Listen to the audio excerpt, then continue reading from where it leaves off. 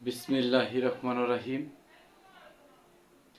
আলহামদুলিল্লাহি রাব্বিল আলামিন। সকল প্রশংসার মালিক আল্লাহ তাআলা, তার দরবারে লাখো কোটি শুকরিয়া। তিনি দয়া করে মায়া করে হায়াতে বাঁচিয়ে রেখেছেন, তাই বিদায় আপনাদের সামনে আসতে পেরেছি। আজকে ভালো আধ্যাত্মিক একটা বিষয় নিয়ে আপনাদের সামনে হাজির হয়েছি। বিষয়টি হলো, একজন মানুষ আমাকে জিজ্ঞেস করলেন যে ছেলে মেয়ে হিজড়া এগুলা নাকি নিজ ইচ্ছায় হয়। তো দয়াল, আপনি কি বলেন? হ্যাঁ, আমি বলবো কথাটা সত্য। মানুষ এমন এক বস্তু, আর এমন এক বান্দা মানুষ যে আল্লাহর প্রিয় শ্রেষ্ঠ। এই মানুষের ভিতরে এমন জ্ঞান, এমন বিবেক, এমন চেতনাবোধ দিয়েছেন আল্লাহ পাক, যা পৃথিবীর আর কোনো প্রাণীতে নেই, একমাত্র মানুষকুলের ভিতরেই আছে। যেমন ধরেন, একটি পশু রাত্রে শীত করছে, সে ইচ্ছা করলে তার গায়ে চাদর দিতে পারবে না বা কম্বল দিতে পারবে না, কিন্তু মানুষ দিতে পারবে। তারও কিন্তু পরিপূর্ণতাই আল্লাহ দিয়েছে, কিন্তু তাকে ওই ক্ষমতাটা দেননি। 18,000 মাখলুকাতের ভিতরে মানুষ সর্বশ্রেষ্ঠ জীব। মানুষ তার নিজস্ব জ্ঞান দিয়ে স্রষ্টার রহস্যকে বুঝতে সক্ষম হয়েছে, তাই তারা অলি, আল্লাহ, মজুম, নবী, রাসূল সব হতে পেরেছে। আল্লাহ একমাত্র মানুষের কাছেই নবী, রাসূল প্রেরণ করেছে, মহামানবকে প্রেরণ করেছে, শত শত মহামানবদেরকে পাঠিয়েছে। আসুন আমরা কথা না বাড়াই, আমি এই বিষয়ে কিছু আলোচনা করি। ছেলে মেয়ে হিজড়া আমার ইচ্ছা শক্তির কারণে হয়।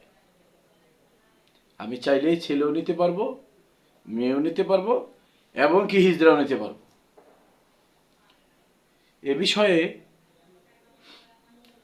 যেটা সঠিক, যেটা আমি আমার গুরু থেকে শিখেছি, আমি আপনাদের মাঝে ওই বিষয়টাই তুলে ধরব। তো ভুল ত্রুটি হলে আপনারা যারা জ্ঞানবান আছেন, ছোট মানুষ হিসেবে ক্ষমা করে দেবেন। আর আমার এই কথায় এই বিষয়টা আমরা পরে আসি, আগে আমরা সাধনাটা নিয়ে আলোচনা করি বা মূল বিষয়টা নিয়ে আলোচনা করি। এটা কঠিন বিষয়। আমাদের এই দেহটা ভিতরেই সকল রোগের, সকল কিছুরই, সকল সমস্যার সমাধান, ওষুধ রয়ে গেছে।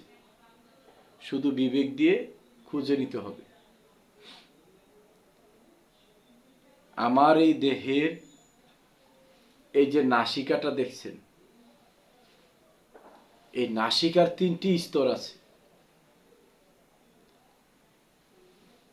এই 3টি স্তরের মানে 3টি ধারা, এই 3টি ধারার 3টি নাম আছে। এখানে 3টা শক্তি বাস করে।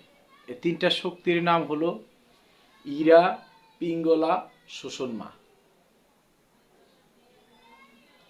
আলহামদুলিল্লাহ, কি আধ্যাত্মিক বিষয়, কি অদ্ভুত বিষয়। এই যে এই 3টা স্তরের কে বোঝানো হয়েছে, যখন আপনার ডান নাসিকা দিয়ে বাতাস চলে, এইটার এক নাম। যখন বাম নাসিকা দিয়ে বাতাস চলে, এইটার এক নাম। যখন দুটা দিয়ে প্রবাহিত হয়, এটার এক নাম। এখানে এই তিনটা শব্দের অর্থ হলো, তোমার এখানে তিন প্রকার বায়ু চলমান অবস্থায় চলছে। একটি হলো সমবায়ু, একটি যুগ বায়ু, একটি দেন বায়ু। যে আসুন আমরা এই নামের যে বিষয়, এইগুলা বিষয় না, আমি সরাসরি বাস্তবতাটাই আপনাদের মাঝে তুলে ধরবো, যাতে আপনাদের বুঝতে সহজ হয়। কারণ পৃথিবীতে মানুষ এমনই এক পর্যায়ক্রমে আছে যে যা শুনে তাই বিশ্বাস করে ফেলে। অন্ধবিশ্বাস, এই অন্ধবিশ্বাস মানুষকে ধ্বংসের পথে নিয়ে যাচ্ছে। কাউকে তো পরিশুদ্ধ মানুষ বানাই না, বরঞ্চ ক্ষতির দিকে ঠেলে দেয়। আমাদের যখন আমার ছেলে সন্তান নেওয়ার ইচ্ছা হলো, তখন আমার ডান নাসিকার দিকে ফলো করতে হবে। যখন আমার মেয়ে নেওয়ার ইচ্ছা হবে, তখন বাম নাসিকার দিকে ফ্লো করতে হবে। যখন আমার হিজড়া নেওয়ার ইচ্ছা হবে, তখন আমার দেখতে হবে যে সমবায়ু চলতেছে কিনা। যদি আপনার ডান নাসিকা পরিপূর্ণভাবে ক্লিয়ার থাকে, সুন্দরভাবে শ্বাস নিতে পারেন, ওই সময় আপনি ছেলে নিতে পারবেন।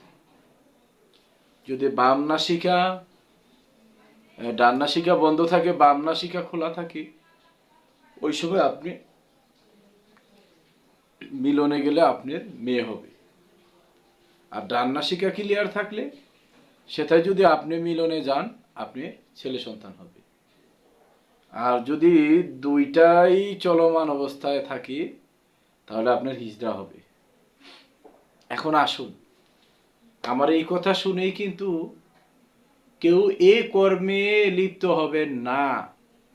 কেননা এখানে আরো অনেক সাধনার ব্যাপার আছে, অনেক কিছু বিষয় বোঝার ব্যাপার আছে। খালি শুনলেন আর নেমে পড়লেন, আর ছেলে সন্তান হয়ে গেল, মেয়ে সন্তান হয়ে গেল, হিজড়া হয়ে গেল, এই বিষয় কখনো এমন ধারণা ভিতরে আনবেন না। অনুরোধ করছি যে আপনারা যিনি জানে তার সঙ্গ করুন। একজন কামেল গুরু, তার সঙ্গ করুন। ওস্তাদ ছাড়া কোনো কাজই ভালো না। আপনি পরিশুদ্ধভাবে নামাজ পড়বেন, সূরা খালাত পরিপূর্ণভাবে ঠিক রেখে নামাজ পড়বেন, তাহলে একজন আলেমের সঙ্গ আপনার করতে হবে। তাহলে এই যে বিষয়টা, এখানে আরো অনেক বিষয় আছে। শুভ সাদেক, এই যে দিনের যে বিষয়গুলা, বারের যে বিষয়গুলা, সময়ের যে বিষয়গুলা, এগুলা বুঝে শুনে এই কাজে যেতে হবে। তাহলে আপনি চিন্তা করে দেখুন, পৃথিবীর সব মানুষের দ্বারা সবকিছু সম্ভব না, কিংবা না জেনে না বুঝে বলো ঠিক না, এটা সম্ভব না। মানুষের দ্বারা, আমি আবারও বলছি, মানুষের দ্বারা সবকিছু সম্ভব। কেন? মানুষকে আল্লাহ শ্রেষ্ঠত্ব দিয়ে তৈরি করেছে। মানুষ নিজের জ্ঞান দ্বারা সে নিজেকে আপডেট করতে পারে, নিজেকে অনেক উপরে নিতে পারে, নিজেকে ভালো একটা অবস্থানে নিতে পারে। এটা পৃথিবীর অন্য কোনো প্রজাতি নেই, তারা একটি সিস্টেমে চলে, কিন্তু মানুষ তার ইচ্ছা শক্তির দ্বারা চলে। এবং মানুষকে আল্লাহ ভালোবেসে মহাব্বত করে তাকে ইচ্ছা শক্তি দান করেছে। সেই ইচ্ছা শক্তির বলে সে স্রষ্টাকেও নিজে করে নিতে পারে, সকল কুল কায়নাতের যা কিছু আছে নিজের করে নিতে পারে। আশা করি আমার এই ভিডিওটা বুঝতে পেরেছে। আর আমি ছোট মানুষ, আমার কথায় যদি কোনো ভুল ত্রুটি হয় আপনারা নিজ গুণে ক্ষমা করে দিবেন। আর আমার কথা, আমার যে জ্ঞানগুলো হয়তো যদি কারো কাছে একটু ভালো লাগে, লাইক, কমেন্ট, শেয়ার আর ছোট করে একটা টোকা দিয়ে সাবস্ক্রাইব করে দিবেন। অনুরোধ রইল আমার এই চ্যানেলটির দিকে আপনার একটু ফলো রাখবেন। আশা করি সামনে আরো কিছু সত্য, হাকিকত, আধ্যাত্মিকতার ভিডিও নিয়ে আপনাদের মাঝে আসব। আর মাঝে মাঝে খালি গলায় হারমোনি দিয়ে আপনাদেরকে কিছু গান শোনাবো। আলহামদুলিল্লাহ, সবাই ভালো থাকবেন। সকল সৃষ্টির জয় হোক, সকল মানবতার জয় হোক।